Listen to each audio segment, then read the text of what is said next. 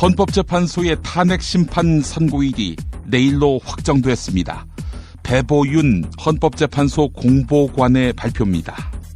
대통령 탄핵 사건에 대한 결정 선고는 2017년 3월 10일 11시에 하기로 한다. 한편 박근혜가 파면에 대비해 서울 삼성동의 사저를 매각하고 경기도 모처에 새 사저로 옮길 방침이라는 소식이 전해졌습니다. 이정미 헌법재판소 재판관 남편이 통합진보당원이라는 찌라시가 돌고 있습니다. 그런 루머 확산을 개탄하는 조선일보. 어제는 탄핵 기각 또는 탄핵 각하로 기울었다는 보수단체 광고를 여과 없이 실었지요. 또 다른 루머의 진원지는 바로 조선일보입니다. 최태민 부인 임선희가 박근혜의 모든 것을 관리했다는 증언이 나왔습니다. 임선희는 최태민의 5번째 부인이고 최순실의 엄마입니다. 최순실의 이복 오빠는 임선희가 최태민 사망에 관여했다는 식으로 주장하고 있습니다.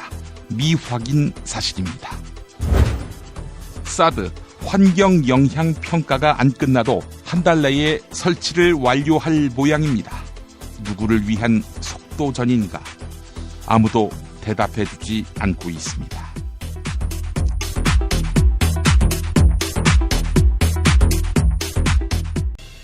헌법재판소의 탄핵심판 선고일이 내일로 확정됐습니다. 헌법재판관 8명은 침묵을 지키며 결정 선고일에야 판단을 공개합니다.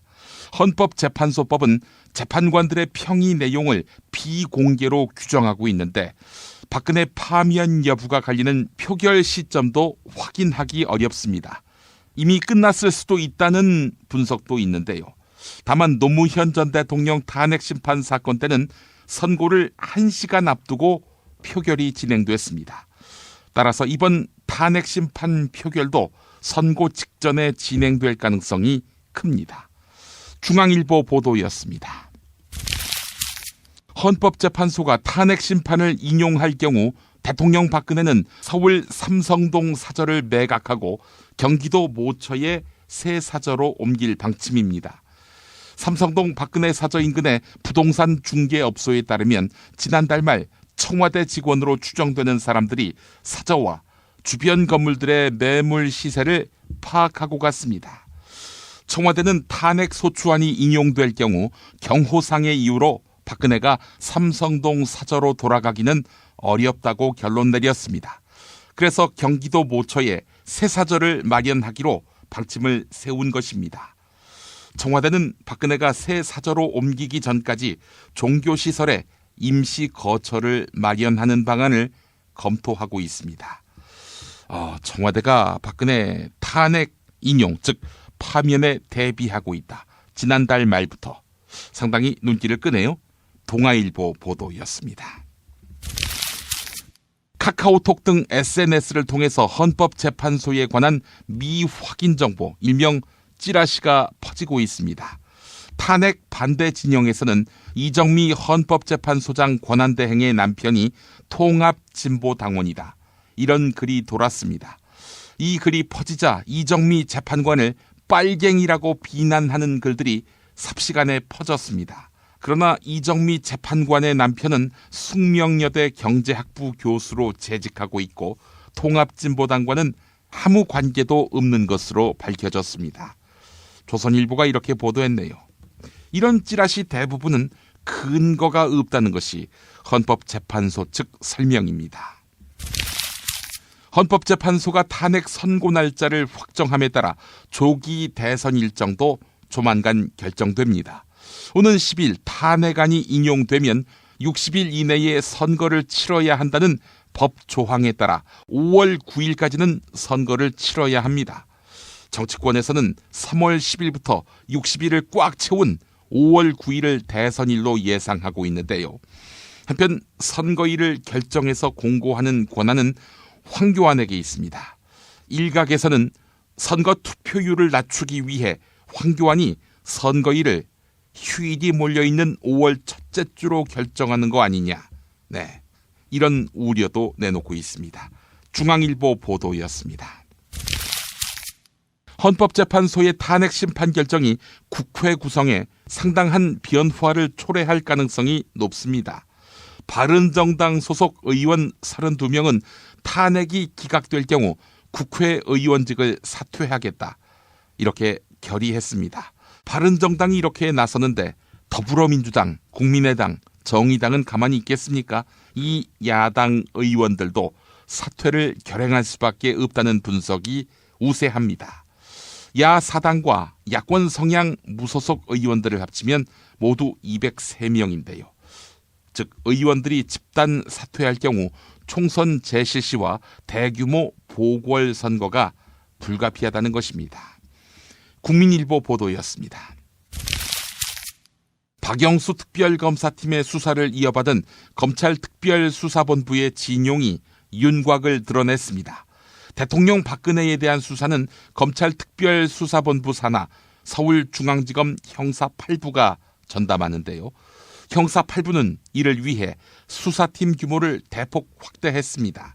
하지만 김수남 검찰총장 등 검찰 고위직들이 지난해 당시 우병우 민정수석과 수시로 통화한 사실이 있죠. 네, 과연 우병우 라인으로 물들인 검찰이 과연 공명정대한 수사를 할 수 있을까요? 명명백백하게 진실을 드러낼 수 있을까요?